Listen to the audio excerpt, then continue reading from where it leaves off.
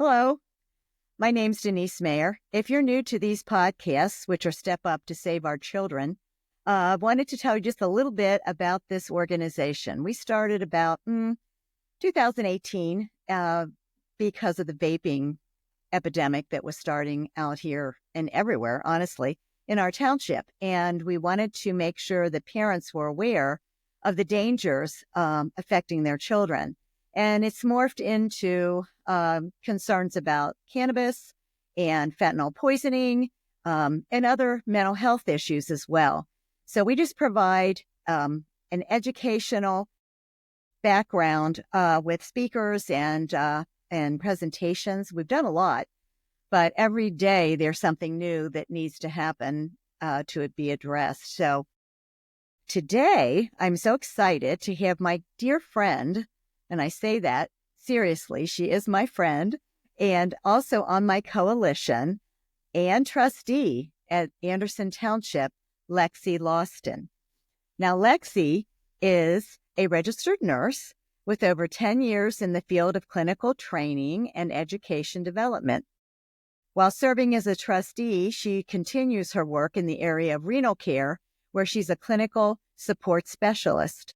She also supplemented her nursing degree with an MBA degree in healthcare management from Western Governors University. She's makes a great impact on our township, and we are so excited to have Lexi come and talk to us about vaping and our vape shops and dispensaries. And before I turn it over to Lexi, I just want to say these are the questions that so many people are asking about the vape shops, etc. So Lexi, welcome to this podcast, and we really look forward to picking your brain. Thank you for having me, Denise. I'm happy to be here. Obviously, you know how important the township is to me, but also Step Up. You are correct. I do wear many hats. So yes, I am a mom, nurse. I have worked in nursing management and leadership for many years, but I'm also part of Step Up while I serve as a trustee. And it's a privilege to serve and be a part of this group because you're right. There is and has been a lot of work to do. So I'm happy to hopefully answer some questions and share what the trustee's role is and all of that. Great. So excited. Well, I know you have a slideshow, so I'm just going to turn it all over to you, and I will interrupt you, as rudely as that sounds, periodically with questions. Please do. Okay, so I'm going to go ahead and share my screen here. Again, thank you, Denise, for having me. And for asking me to share some information with the Step Up audience about the vapes and how they impact the township, as well as the cannabis update and what our role in is this as trustees. So I will put my name and contact information there. So I know that you'll interrupt if you have questions, Yes. but I'm always available to you, to the entire community. So please reach out if there are still some questions after this presentation. I am happy to take your calls or meet with you. So I'm actually excited to do this presentation because it'll be nice to have the information in one place. There's a lot of questions about this, and it all really stems from concern, specifically for our young people. So people ask me, what are the rules in Ohio? So I'd like to first kind of take a step back and explain what the existing regulations are for Ohio as it relates to nicotine. And you will see that I use the phrase nicotine or vapes because these are how they're classified there in the Ohio Revised Code as nicotine products or alternative nicotine products. So the Ohio Revised Code does have some restrictions in place currently. So there are restrictions about the sale or distribution of these vape pens, all of these alternative nicotine products to persons under the age of 21. That is prohibited. Vending machine sales of these type of products are restricted to places where individuals that are under the age of 21 are not able to have access to. Employees are not able to sell tobacco or nicotine products if they are under age 18. And it is illegal in Ohio to purchase, possess, or use these for a child under 21. This is these are in place currently as it is today. And the other thing that comes up about the internet and mailing them, you are not allowed to ship or transport these devices to unauthorized persons. So these are current guidelines and regulations within the Ohio Revised Code. And I did reference some of those, the specific code there at the bottom. So there are also, it takes it a step further. There are also restrictions about youth, and it really spells it out. Who's impacted? What are the consequences for breaking this law? So when selling tobacco products, so that includes alternative nicotine products like e-cigarettes, vaping products to anyone under 21, both the person selling the products and the owner of the establishment may face criminal penalties. And those penalties increase the more there are violations. So your second violation, the penalties would be steeper than the first violation. It is illegal to sell these products to minors. And so Ohio's Tobacco 21 law requires retailers to post signage. And so I have an example of signage of knowing the law.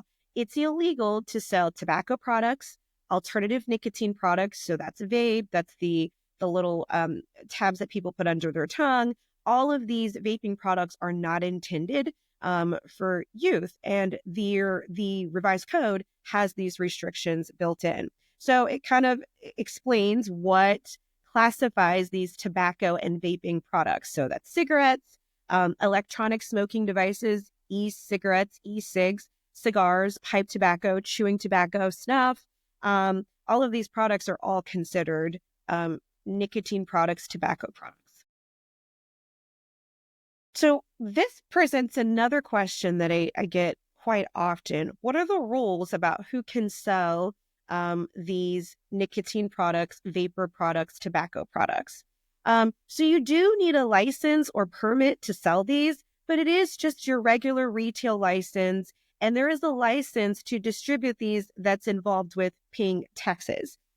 So these restrictions are within the revised code. But what this means is this is a regular retail business. And so while the restrictions are as far as minors having access to this, there is no special permission or permit from the township that these individuals are getting. This is a legal item to sell after you have acquired the appropriate licensure for distribution. So what comes up and what has come up in municipalities is where municipalities are saying, that's fine, but in our community, we don't want to have access to this, or we don't want to have businesses selling these products. And you may recall some time back where there was a ban on flavored nicotine liquids that were to fill up electronic cigarettes. And so there are restrictions on what local governments can do to exceed the law. So what the revised code said is that regulation of tobacco products and those alternative nicotine products is a matter of statewide concern, and there is statewide regulation. And so the state has a plan about how to sell, purchase, distribute, manufacture, market, license, and inspecting these tobacco products, including the alternative nicotine products. And so there's, this addition in the law that no political subdivision can enact, adopt, renew, maintain, and enforce an ordinance that conflicts or preempts any policy of the state. So in January, the Senate voted to override that veto on flavored nicotine liquids because these tobacco and nicotine regulations that local governments would want to impose, they cannot exceed the state laws. So that means that according to the state, this is a legal thing to sell, that the local municipalities don't have the ability to say, actually, we're going to ban the sale of that in our community. And so this is why those flavor bans were reversed. It's because that local government couldn't exceed the state laws that already outline how these tobacco products, the nicotine products, can be distributed and the restrictions about that. Just for 1 second, Lexi, I Sure. wanted to say, that would almost be impossible for a municipality to be able to enforce. You know what I'm saying? Like your police Certainly. are already doing a million things and busy as can be and probably understaffed. So to say that, I mean, we're talking actual vape shops and we have a lot of them, I think. And then on top of that, all the gas stations and everything else can Yeah. sell these products. So it's like a finger in the dike for that. Would you agree? It really is. And we're going to talk about that in a little bit of how the reach across the township and neighboring municipalities and things like that. But what things that we can do as a community, as parents, and things like that. Because you're right, and that segues right into my next slide of there are existing locations, and so I. For this slide, this is not an official township materials. I did just Google where are there vape shops within the community into Google Maps, and so these are what pops up. And so part of this, I think, is weaving through the perception as well as the reality. So you look, there are a lot of them. And then though, when you look though further at like the township lines and boundaries, not all of these are in Anderson Township. But because our township abuts so many other municipalities, it does give the perception that they're everywhere. They're Right. popping up. It's out of control. And so if you look, you'll see several of these are very close. We probably pass most of these in our daily commute, but most of these are not in the township. Very close, very accessible. And the other place that we're not seeing on this list is at the bottom, number 6, the bullet point there is, like you mentioned, retail, gas. And I do know that a lot of the drugstores have said no, that they're not going to be selling nicotine and tobacco products, with the exception of like Nicorette gum and things like that.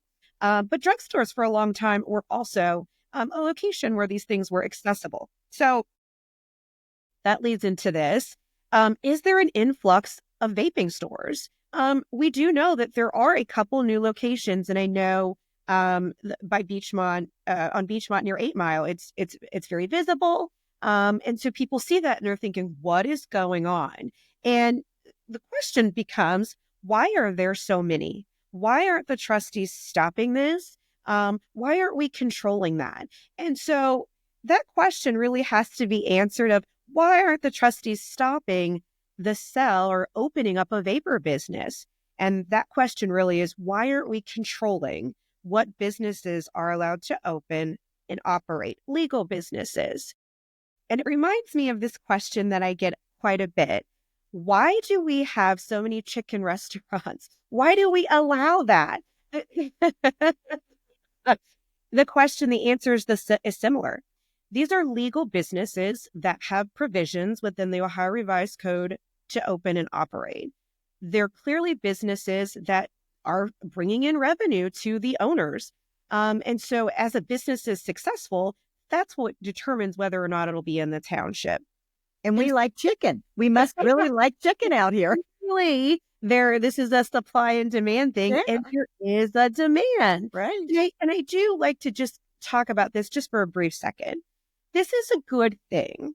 I think at knee jerk, a lot of people, really, ask questions about this. Why don't we control this? Or they want something specific. And the reality is, it's a good thing that trustees aren't controlling legal businesses and what they're allowed to do and operate. The trustees today, they're the trustees today, but those who holds those offices could change and their personal views could be varied. And so those coming into play as far as restricting businesses, it could impact the township from a legal standpoint. Because if you were a business owner or a property owner and you applied for your licensing and were ready to go, but the municipality said no, you probably would file some legal action and move forward with litigation, similarly to the municipalities that enacted flavor bans. And that also has a repercussion to taxpayers. So we're mindful of this, but that doesn't mean that there's nothing that we can do or that that this is just out of control. So we'll talk more about it. But I would just like to touch on perception again. So just for perception's sake, let's just compare and discuss the facts. The fact is that nicotine and tobacco, it's accessible. It's around in Ohio, and that's currently the legislators and the legislation as it stands. Those are the facts. Where can you get these nicotine products? Grocery stores, gas stations, vapor sales, vapor pop-up stores, and drugstores. Where can you get these vapor products? And so they come in all different shapes and sizes. I've got a couple pictures here. And then I've got something else like a nicotine lozenge. But vapor can be sold at gas stations. And in the township where I'm seeing them is at gas stations and vapor sale stores. I think a lot of drugstores have moved away from selling those, and grocery stores. They may offer tobacco, but I don't know that all of them offer this. So this is where you're able to get nicotine in various forms in the township. And so just to compare prevalence, I do like to look at where you can purchase and consume alcohol in the township. The list is far larger. Salons, the grocery store. And in fact, whenever I am super busy and I go into Kroger, there's always a lot of friendly wine going on. And I'm like, oh, I'm always so busy and other people are coming here to really enjoy themselves. There's bars, there's restaurants. You can get your nails done, get a massage, and have a beverage with that. There's a lot of activity venues across the township that are family-friendly environments, and there are they have liquor licenses, they have alcohol for purchase. There's a lot of alcohol drive-throughs. There's gas stations, there's liquor and wine stores, DoorDash. You can get it right to your house. There's mobile bar, small business centers, and I do apologize for my voice. I've been dealing with laryngitis on and off for some time. Senior homes have it for their residents and guests. So if I do compare, it does give me a sense of that, yes, this is something that we want to keep an eye on. And I think personally, it impacts us just because of the attractability of the township. Wondering, will I keep seeing new businesses like this? However, as you look and compare, I don't know that it's as widespread as it seems as far as accessibility. And I do think that there becomes a point where we wonder, can we just ban it all or get rid of it in our township or our school district? And that goes back to what we talked about at the beginning. There are legal provisions for legal businesses within this state. And so even if there weren't and we were able to ban it in the township is surrounded by other municipalities and school districts. So it could still be accessible. And so that goes back to what can we do? And so as a trustee, what we can do is making sure that when residents tell us about complaints or violations from any of these businesses that were to be violating that Ohio 21 law, we would make sure that we report it to the sheriffs, our Hamilton County Sheriff's Office, and follow up with that. But parents also need to control access, know where your children are and what businesses they're hanging out in or proprietating nearby after school. And then you have to report violations. And that's what happened. I think that's to interrupt. I'm sorry, but that is what happened. And the township did follow through on one of the vape shops on Beachmont. I won't name names, but that they have found have been selling to underage kids, and people would see young kids going in and out and that type of thing. And I know that Hamilton County, the police did, and you can probably share more of that, but they did do a sting and whatever, and they were caught selling this. And so that's one thing you can do. If you see something, say something. That's right. And I think a lot of times there is this perception that, posting something on social media or texting, other parents are concerns. I think it's good for awareness, but it's also important to follow up. And we do take this seriously. The Hamilton County Sheriff's Office has taken these violations seriously. They do follow up.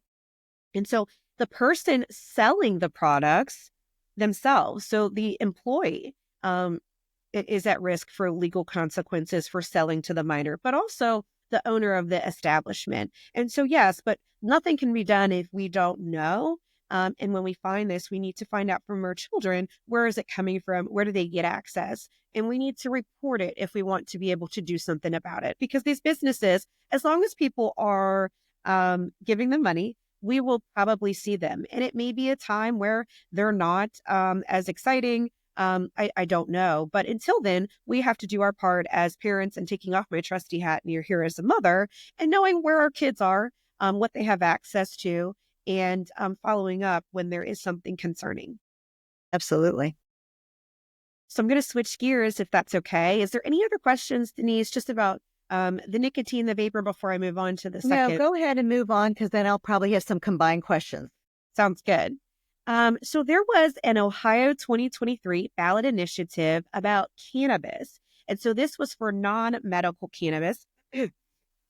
Sorry, Recreational is what you're looking for there. Yeah. that's exactly it. Recreational. Right. So on November 7th, 2023, a majority of Ohio voters approved issue 2 to legalize possession, use, and I believe growing, cultivating of marijuana by Right. individuals 21 and older. Okay. And so I've had a lot of questions about this. So I'm glad that we're discussing this topic, and a lot of questions about what this will look like going forward. So the first thing is, what did Anderson Township do and how did the township vote?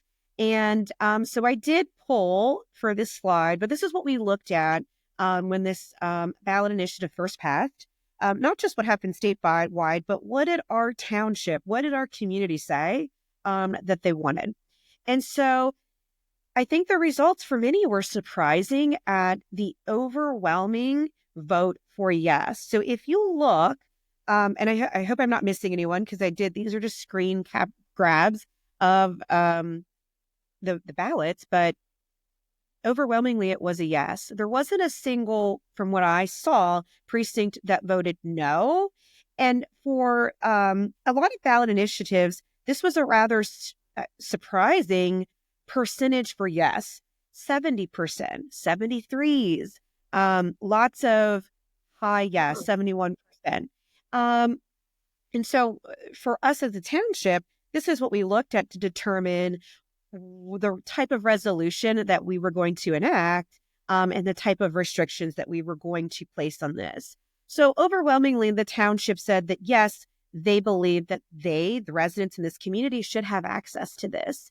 And so the township crafted a resolution that really respects that, but also, I think, mirroring the concerns about how many vapor shops there were, putting a limit on how many can operate. And I believe we initially said 2, and then there's some, I think, dispute with one. It may be 3, as far as a limit to how many there could be in the township.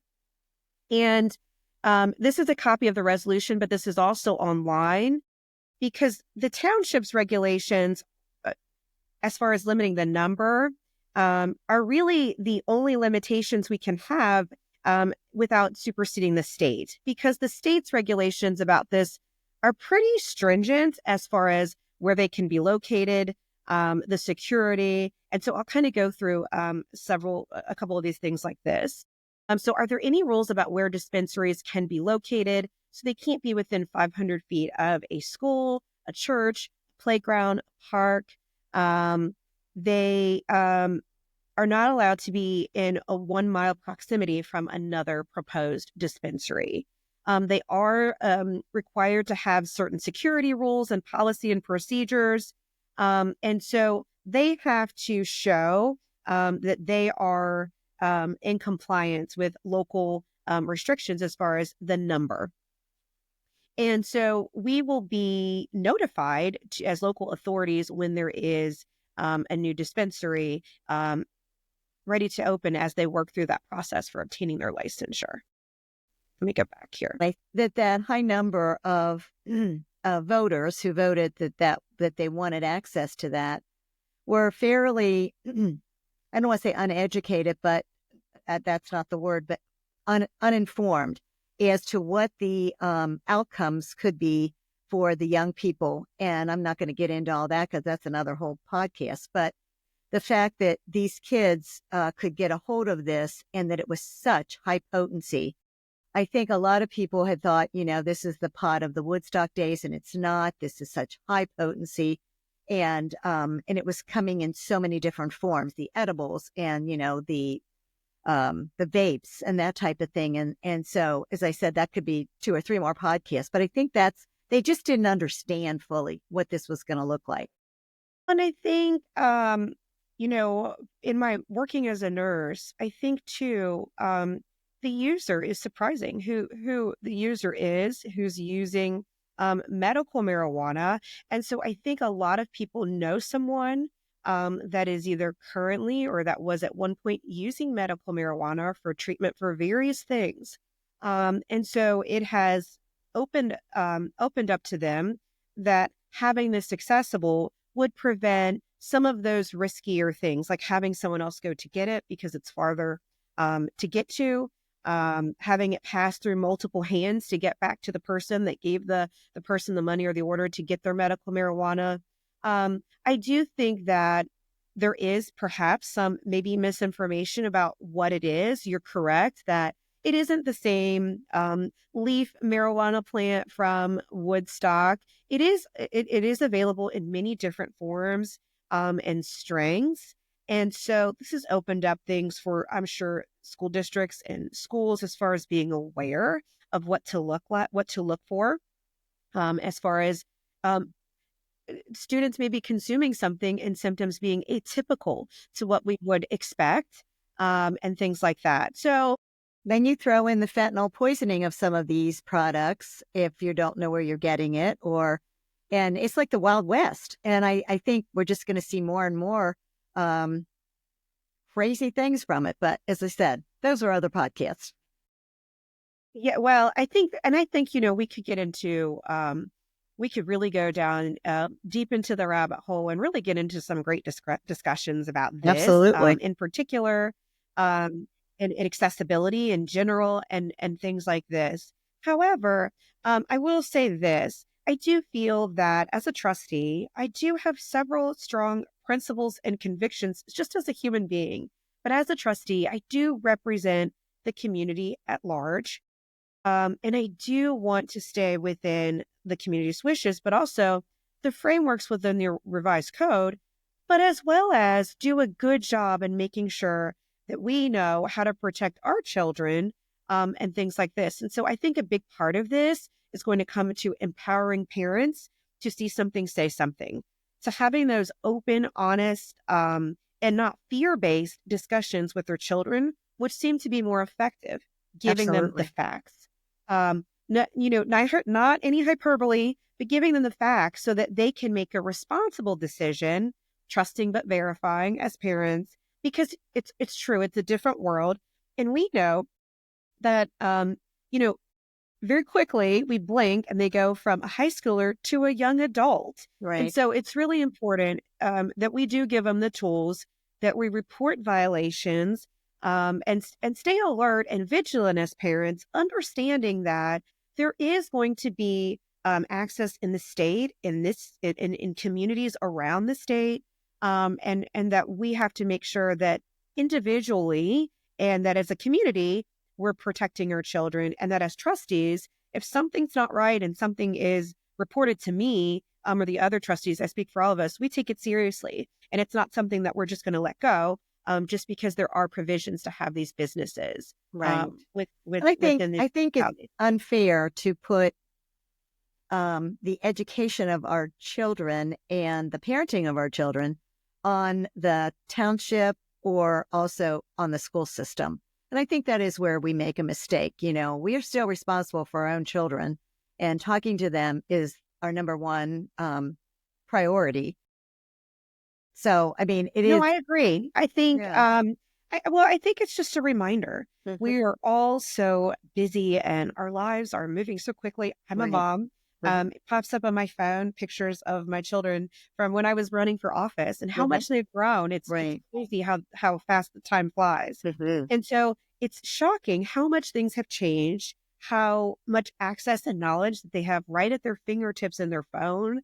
And so, yes, I do think while we do expect and have expectations of our local government and our school districts to help support that with our children, as parents, we need to be empowered. And that means we need to be educated and have the Right. materials that we need to feel confident, helping steer our kids in the right direction and feel confident reporting something that we just don't think is right. Please do. Right. And that's been our mission with Step Up since the beginning is you can't fix or help what you don't know. And so, all of these things that are impacting our kids out there, you don't want to scare the parents out of their wits, but you also want them to be educated so they can have meaningful conversations with their kids, and that we're all as a community working together to promote healthy, safe, and drug-free community.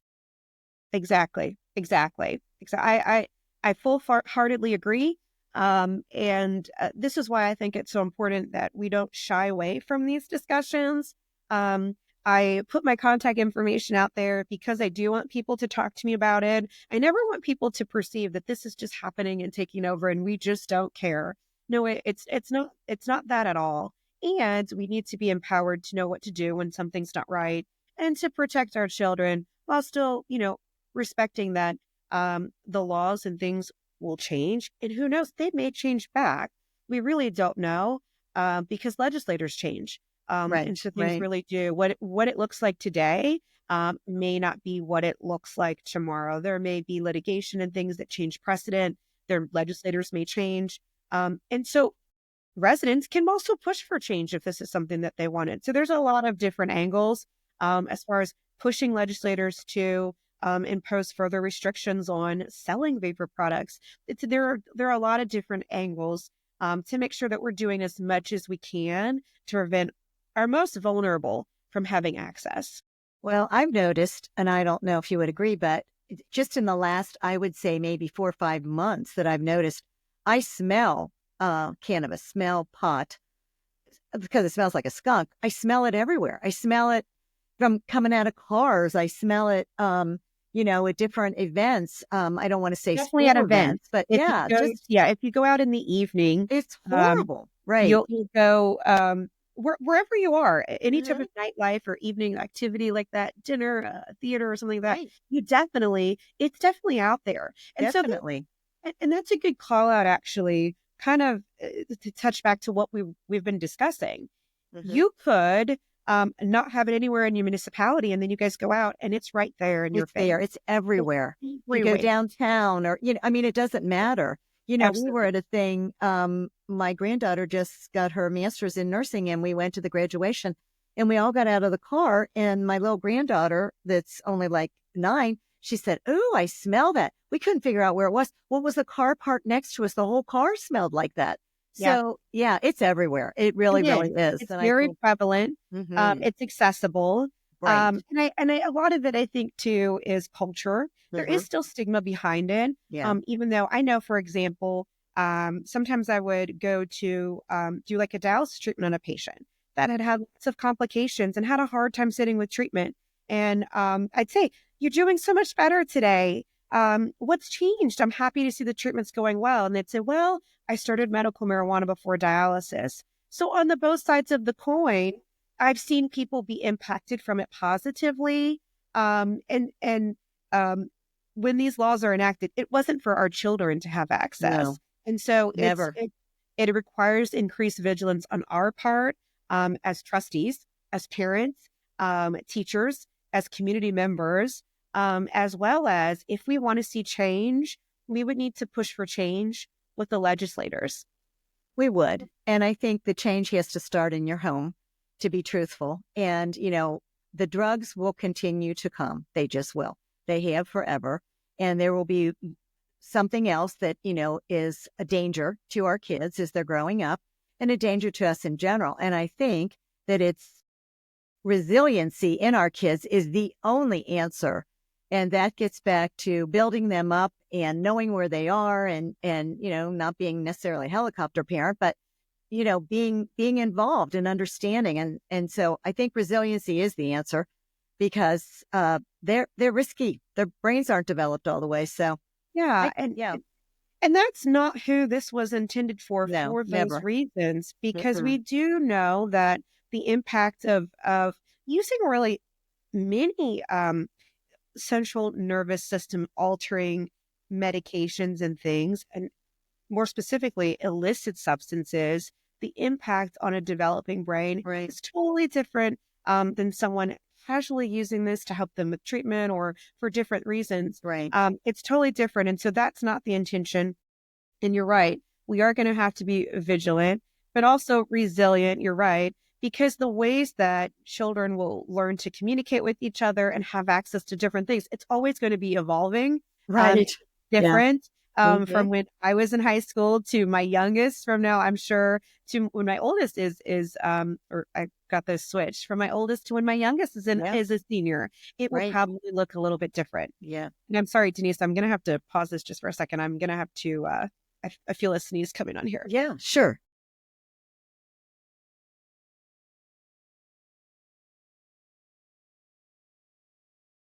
I'm sorry. You're fine. I 'Tis have the this. season. There's so much going around. I know. Well, It Lexi, is. I'm not gonna keep you. We are up at a hard stop now, I think, but I can't thank you enough for, coming on and talking about this and really being personable. The trustees are kind of up there, and some of us know you personally, some of us don't. And I just think that, besides the joke about the chicken places and the tires on Beachmont, it is the number one thing that everybody wants to know. How many more of these are we going to get? And, what's going to be the deterrent for selling to the kids and all that. So I thank you so much for that. And I know you're so busy. So I appreciate the time that you took to do this. And you have Thank a you for having me. wonderful Merry Christmas. And Merry thank you Christmas. again. And Thank thank you you. for all that you do, Denise. Really appreciate all that you do for the community at large. Thank you. Thank you. It's my pleasure. Thank you so much. Thanks. Well, I want to say thank you for listening, all the people that are on, and we so appreciate it. What we are trying to do is meet you where you are. So to do presentations at dinner time, when you're trying to deal with your own families and dinner and homework, and we know that doesn't work for you. So what we are hoping is to bring you these podcasts on the different topics that you can actually just listen at your convenience. Whether you're throwing a load of wash in and, you can stop and start and that type of thing and get some of the information that's going to impact you and your families. So you can find us on Step Up to Save Our Children. It's on YouTube. We do put it on Facebook, all the social media things, LinkedIn, and I think Spotify too. So if you are just waiting in your car for your child to come out from ballet or whatever, you can pull it up and listen. So thank you. We so appreciate you following us. And we ask that you subscribe to the channel for YouTube. That helps us and to follow us. Thank you. And you have wonderful holidays and a Merry Christmas.